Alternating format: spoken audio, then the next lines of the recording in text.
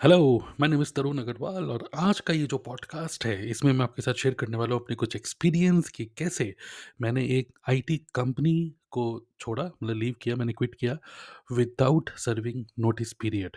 तो नॉर्मली जिस भी जॉब में आप होते हो, नॉर्मली उसमें मतलब आपको अगर आपने मन बनाया कि यार चलो इस जॉब को छोड़ना है, तो लगभग किसी कंपनी में 30 दिन होता है, किसी में 60 दिन होता है, किसी में 90 दिन होता है कि आपको नोटिस पीरियड सर्व करना होता है। मतलब कि लगभग आप एकदम से आप क्विट नहीं कर सकते हो, आपको 60 दिन 90 दिन आपको काम करना पड़ेगा जिससे कि आप दूसरे पर्सन को दे पाओ सारा काम और धीरे-धीरे करके फिर आप उस जॉब को छोड़ दो।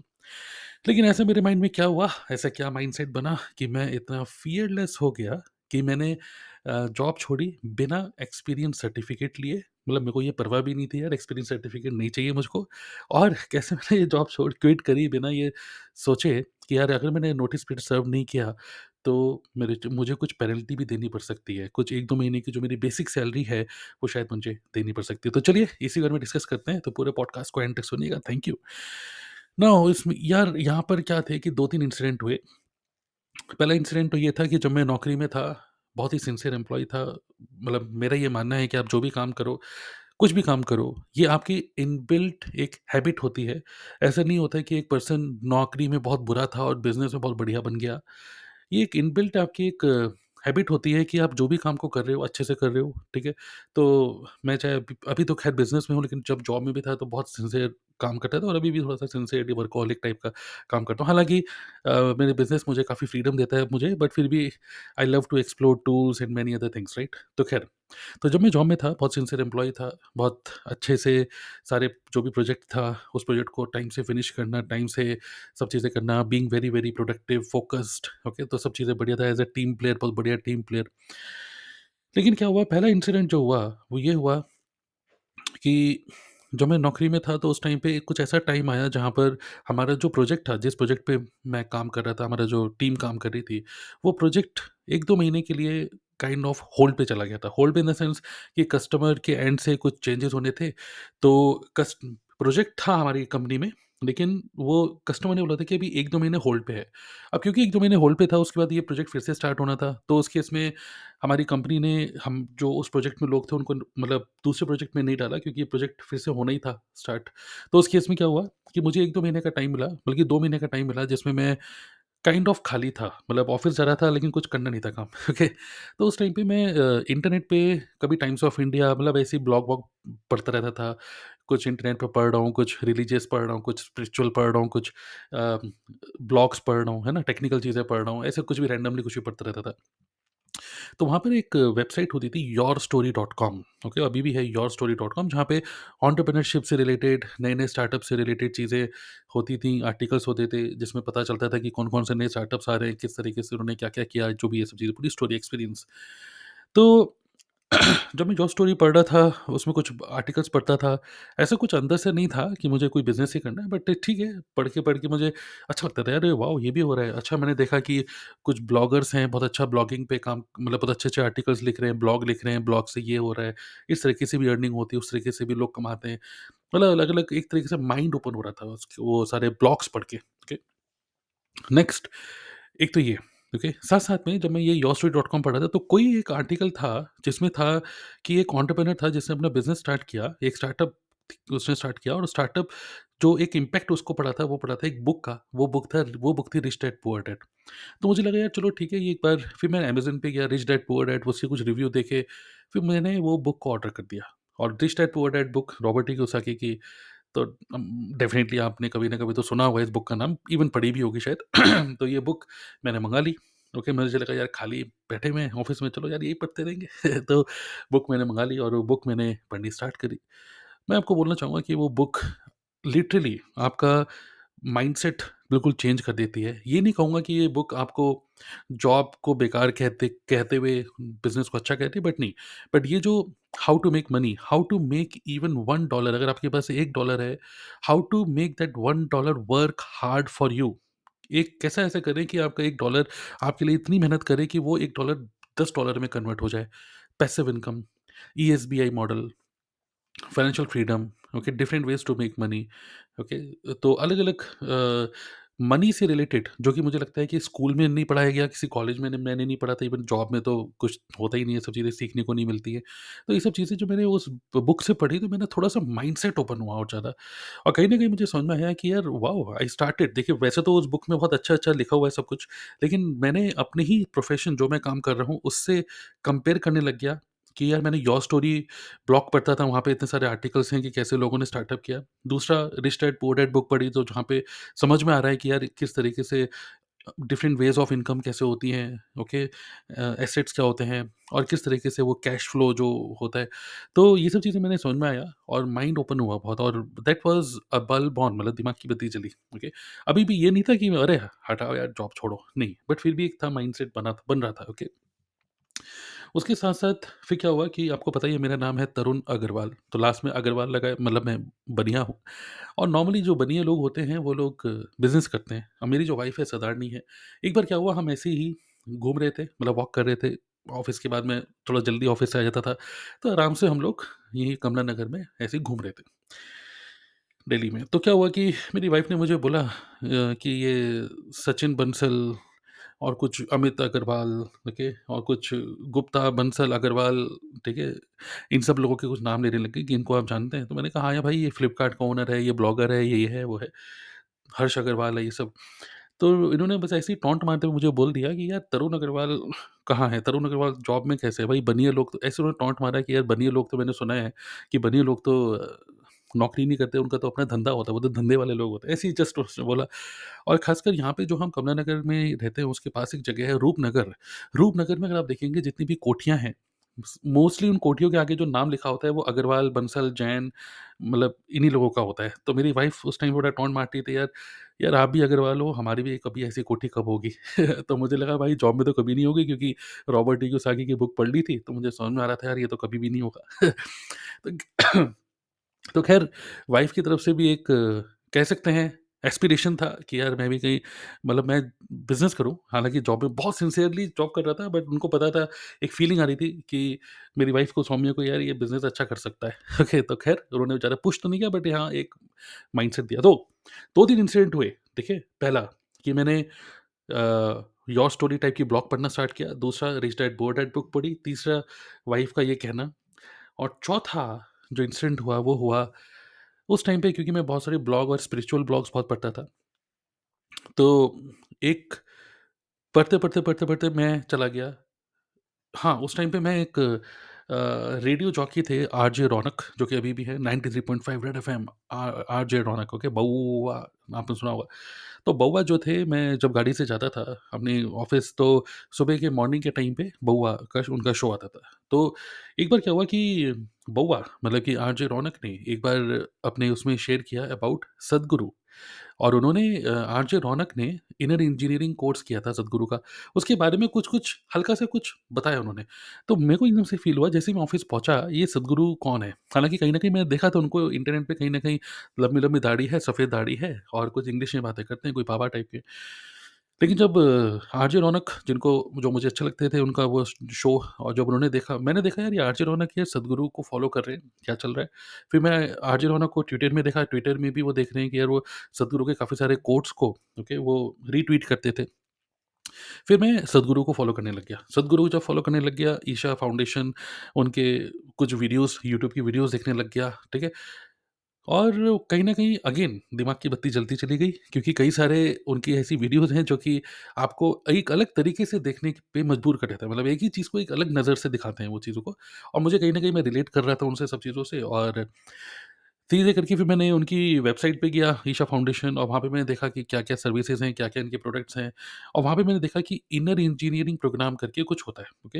मुझे एग्ज़ैक्टली याद नहीं है, बट लगभग 8 साढ़े 8 हज़ार रुपए का कोई कोर्स था उनका, इनर इंजीनियरिंग 7 डेज़ का था।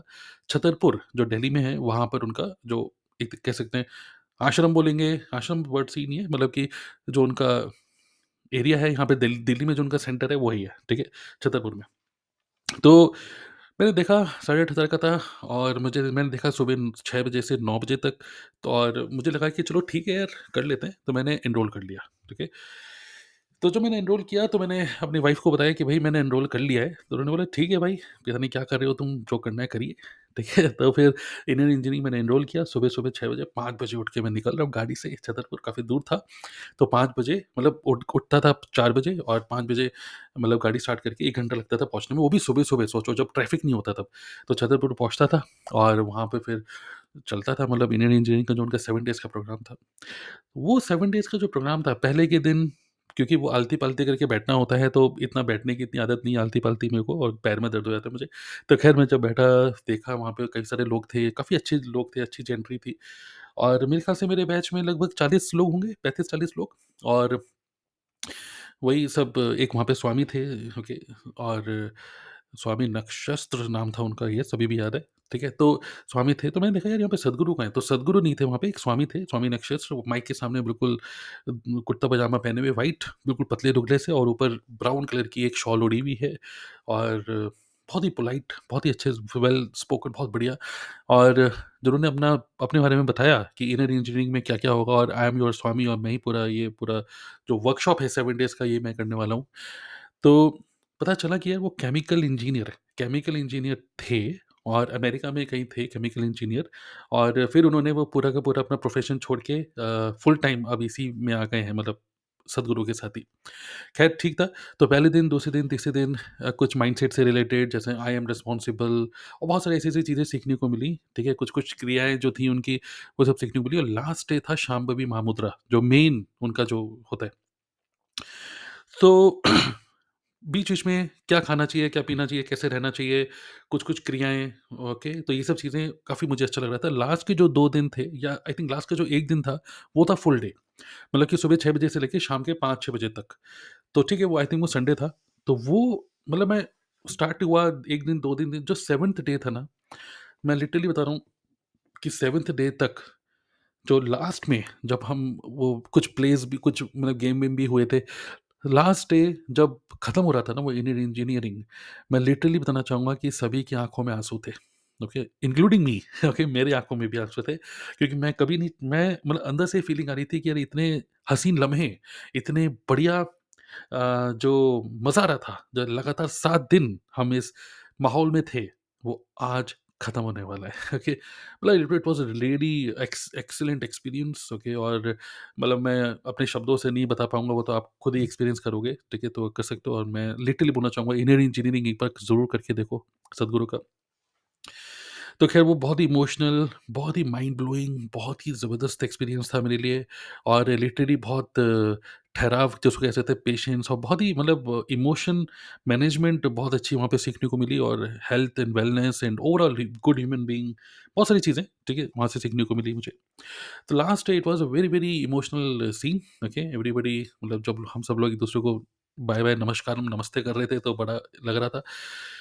तो ये जो था इंडियन इंजीनियरिंग, इसने भी मेरे माइंडसेट पे बहुत एक गहरा इम्पैक्ट डाला बिकॉज़ सद्गुरु की जो थॉट प्रोसेस है, ये सब चीज़ें मैं थोड़ा-सा रिलेट करने लग गया उनके साथ और वहाँ से मैं और ज़्यादा फ़ियरलेस होते चला गया अपनी लाइफ़ के लिए, okay.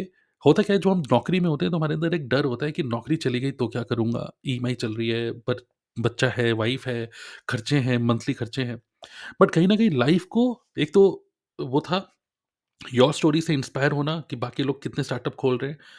Rich dad poor dad से माइंडसेट ओपन होना, फाइनेंशियल एजुकेशन मिलना। थर्ड, वाइफ का ये कहना कि यार तुम बनिए हो, तुमको भी कुछ बिज़नेस करना चाहिए और फोर्थ, इंडियन इंजीनियरिंग प्रोग्राम से लाइफ को देखने का एक अलग नज़रिया जब मिला, ये सारे इवेंट जब मिले तो मैं अंदर से फ़ियरलेस हो चुका था और मुझे ऐसा फ़ील हो रहा था कि मैं एक ऐसा ह्यूमन बीइंग हूँ, जो कि जॉब मैं कर रहा हूँ, बढ़िया कर रहा हूँ, सब कुछ ठीक है। बट मुझे लगता है कि मेरे अंदर और ज़्यादा पोटेंशियल है और इस पोटेंशियल को मैं शायद जॉब में पूरा अच्छी तरीके से एक्सप्लोर नहीं कर पा रहा हूँ, ओके? और वहाँ से फिर मैंने एक प्लान बनाया कि यार मैं अगर जॉब छोड़ूँगा तो करूँगा क्या? मतलब ऐसा नहीं कि ताव में आके अरे जॉब छोड़ दिया देखी जाएगी, नहीं। तो मैंने सोचा कि मैं क्या करूँगा, तो वहाँ पर क्योंकि नॉलेज एंड एक्सपीरियंस मुझे ऑनलाइन या इंटरनेट या कंप्यूटर्स का ही था, तो मैंने सोचा ये एक बहुत अच्छा एजुकेशनल, उस टाइम पे एजुकेशन बहुत ज़्यादा चल रहा था और अभी भी है। तो मैंने सोचा कि अपना खुद डिजिटल मार्केटिंग और कुछ हाई क्वालिटी जो प्रोग्रामिंग लैंग्वेजेस होती हैं जैसे Ruby on rails, okay, iOS app development, Android app development बहुत चल रहा था। मैं सोचा कि अपना खुद का एक इंस्टीट्यूट खोलूंगा, और दिल्ली में मैंने एक अपने इंस्टीट्यूट खोलने की पूरी प्लानिंग करी, सब कुछ करा। लगभग 2 से 3 महीने लगे पूरा प्लानिंग करके, सब कुछ सोचने में, समझने में, कुछ रुपए अरेंज करने में, जो मेरी कुछ एफ डी आर डी और जो L I C well I सी जो थी। तो मैंने कुछ जिस तरीके से प्लान किया और दिल्ली में मैंने प्लान किया था कि इस तरीके से मैं इसको स्टार्ट करूँगा, ओके?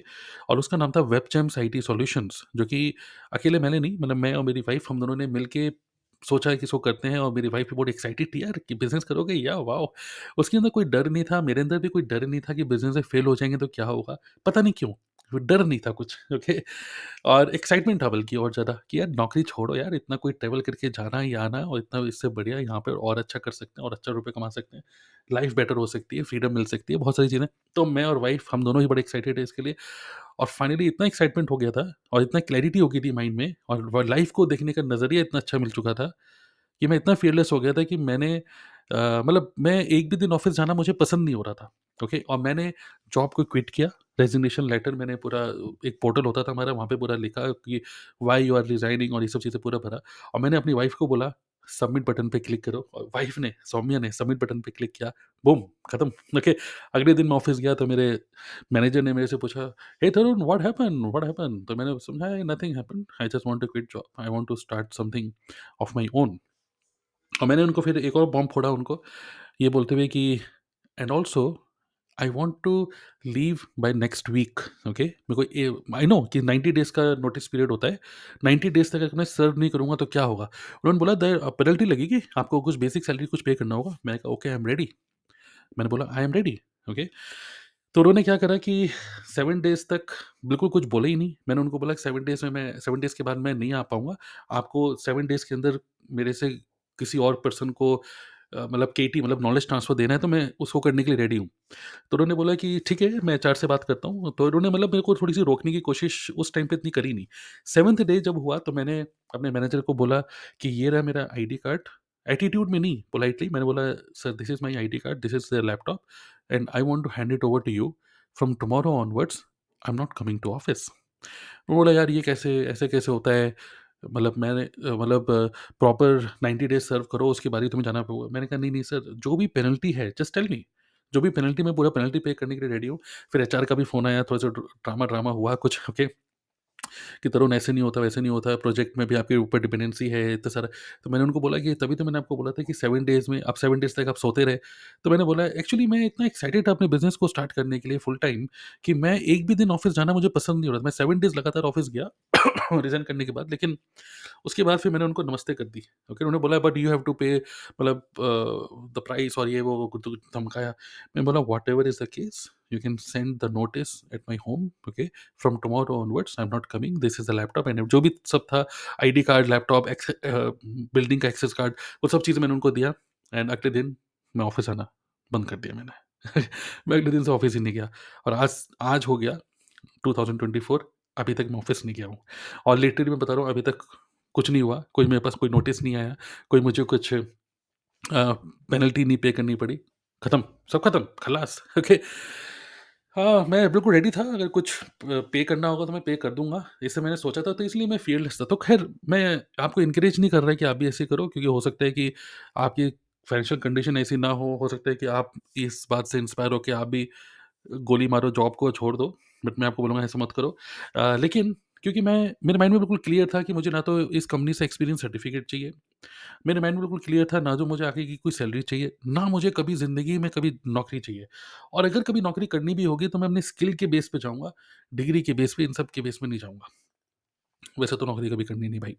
तो ये सब चीज़ें थी, और आज मैं फुल टाइम बिज़नेस में ही हूँ, ऑनलाइन बिज़नेस में हूँ, और मैं लिटरली बोलना चाहूँगा, ये जो मल्टीपल इंसिडेंट्स हुए, और इसी वजह इसने मुझे लाइफ़ के लिए फ़ियरलेस बना दिया, इमोशनल मैनेजमेंट सिखा दिया, मनी को देखने का एक अलग तरीका बता दिया, डिफरेंट टाइप्स ऑफ मनी, मतलब दिस काइंड ऑफ, ये जो 2-3 महीने का जो टाइम था ना, इस 2-3 महीने ने मुझे बिल्कुल ट्रांसफ़ॉर्म कर दिया, because of the self education which I got.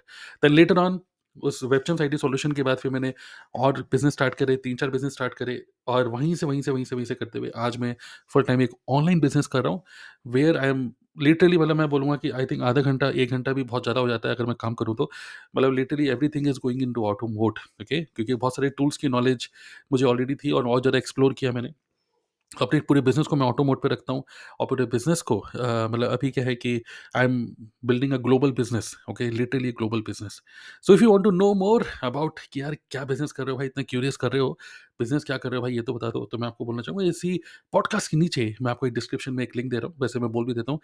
It's go to dnaclub.in, okay, dnaclub.in/tlf, okay, TLF, okay. So इस वाले लिंक पे आप जाओ, अगर आपको नहीं समझ में आ रहा क्या मैंने बोला तो नीचे लिंक पे क्लिक करके आप मेरे एक वेबिनार को देखो, देखो क्या जर्नी थी, क्या था, और सारे प्रूफ दिए हुए हैं मैंने, पूरा डेमो दिया हुआ है अपने बिजनेस का। और अगर आपको भी लगता है कि मेरे माइंडसेट से मैच कर रहे हो आप और मेरे साथ मेरा हाथ पकड़ के मेरे साथ मेरे बिजनेस में मतलब मेरे बिजनेस पार्टनर बनना चाहते हो, go it and let's build business together, okay. So thank you for listening to this entire audio, okay, thank you, and subscribe my podcast and I will see you in the next podcast. I hope that you found this useful, okay। इस type के podcast episodes में मैं और ज़्यादा अपने experiences share करने वाला हूँ, तो सब्सक्राइब ज़रूर करना, ओके। बहुत ही इंटरेस्टिंग होने वाला है। जब आप मेरी सी आवाज़ सुनते हो ना, तब आप सिर्फ एज्यूम करते हो कि मैं कैसे बिहेव कर रहा हूँ, मेरे फेशियल एक्सप्रेशन कैसे होंगे, राइट? तो आवाज़ सुनने का एक अलग ही मज़ा है। चलिए मिलते हैं नेक्स्ट पॉडकास्ट में और check out the link in the description of this podcast. Thank you, bye.